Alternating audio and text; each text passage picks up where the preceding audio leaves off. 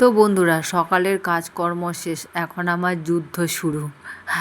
এই যে জানলাটা দেখতে পাচ্ছ, জানলাটা রং করেছিলাম আর সাথে সাথে মিস্ত্রি জানলাটাকে লাগিয়ে দিয়েছে। আমি বললাম যে একটুখানি রংটা শুকাতে দাও, তোমরা অন্য কোনো কাজ করো আর এই জানলাটা পরে লাগাবা, কিন্তু মিস্ত্রি বলছে যে না, আগে এই জানলার কাজগুলো সেরে নেবো, তারপরে অন্য কোনো কাজ করব।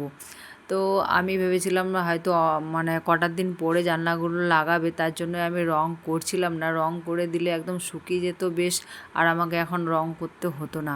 তো আমাদের বাড়িতে যতগুলো জানলা দরজা আছে সবগুলো আমি নিজের হাতে রং করেছি, কারণ এই জানলা বলো দরজা বলো এসব রং করতে আমার ভীষণ ভালো লাগে। তাই আমি জানলা দরজার রঙগুলো আমি নিজেই করি। আর মিস্ত্রি যদি একটুখানি সময় দিত তাহলে জানলাটার রঙটা একদম শুকিয়ে যেত, তাহলে আর আমাকে মানে জানলাটাতে রং করতে হতো না। কিন্তু মিস্ত্রি কোনো কথাই শুনলো না, জানলাটা লাগিয়ে দিল, জায়গায় জায়গায় রঙগুলো চটকে গেছে, দেখতে একদমই কেমনই লাগছে।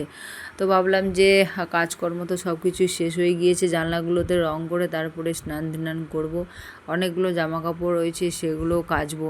আর বাড়িতে যেহেতু জায়গায় জায়গায় শুধু সিমেন্ট আর বালি, একদম পুরো বিরক্ত লাগছে।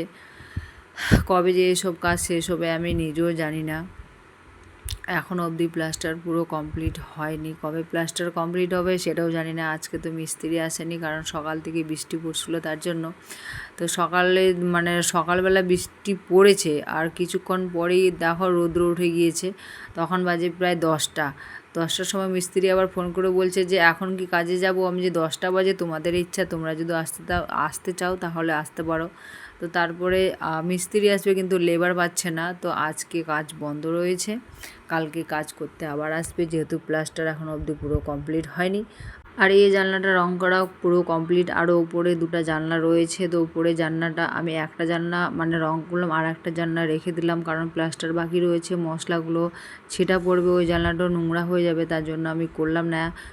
উপরে শুধু একটা জানলা রং করলাম, আর এই যে রান্নার এখানটা জানলাটা রং করলাম। আর তারপরে বাড়িঘর সব ধুয়ে মুছে নেব। বালি বালি বালি, একদম ভালো লাগছে না আমাকে আর।